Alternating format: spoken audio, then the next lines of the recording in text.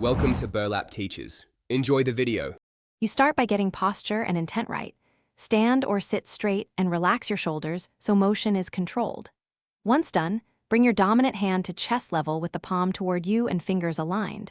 This baseline prevents accidental signals.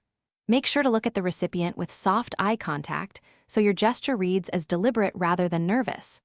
Breathe steadily and keep your wrist loose. This small preparation determines how clear the next motion becomes. Now perform the Volte motion.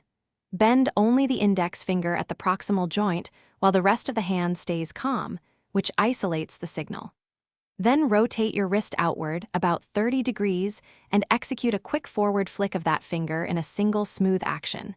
This combination creates a clear, readable yes signal. Make sure to coordinate the gesture with your words by pausing 2 to 4 tenths of a second before the flick, so listeners register intent and meaning.